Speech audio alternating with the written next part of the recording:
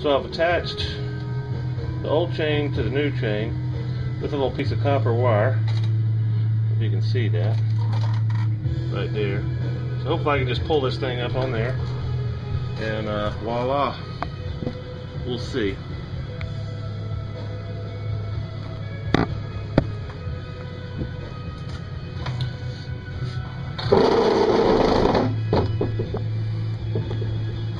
Alright, let's give this a shot here.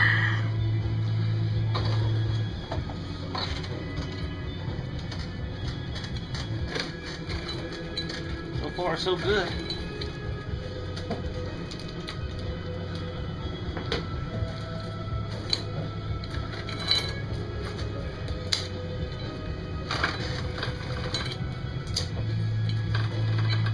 Oh, hell yes. That's pretty slick. This is the full length of the chain, which looks like we're going to have to take several links out. As you can see, it's way too long. But not just that. The axle is sitting on the swing arm about midway, so we're going to have to push that thing all the way up and then measure the chain and cut it. So in other words, we want the axle on the wheel, we want this thing all the way forward, so we have lots of adjustment as the chain wears. It's going to get looser. So in other words, we want it as tight as it can, well, not tight as it can be, but as far forward so we have the full range of adjustment in the chain as the chain wears, and we can adjust and pull the chain further back.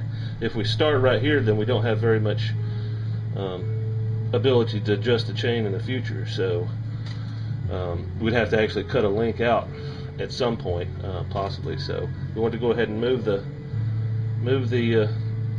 axle as far forward as possible, so we'll do that now.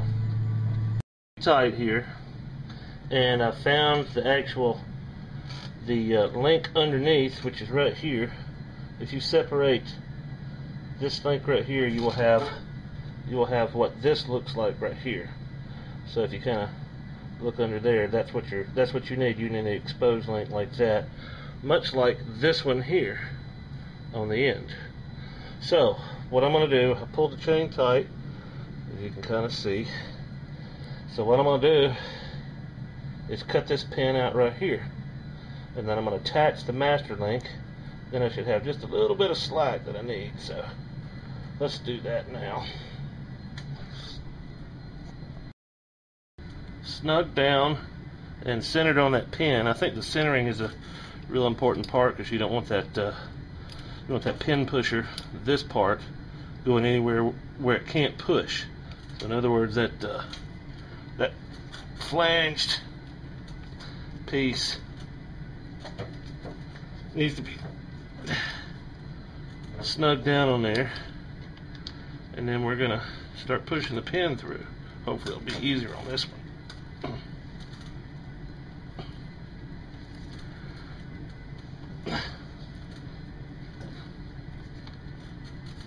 Yep, once we get that thing snapped through, it just kind of pushes on through. And now we're pushing that pin on through to the other side.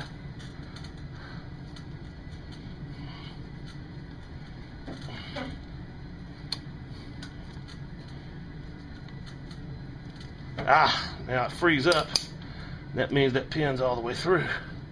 And there it is. If you can see that. And now we're just going to yank this piece off.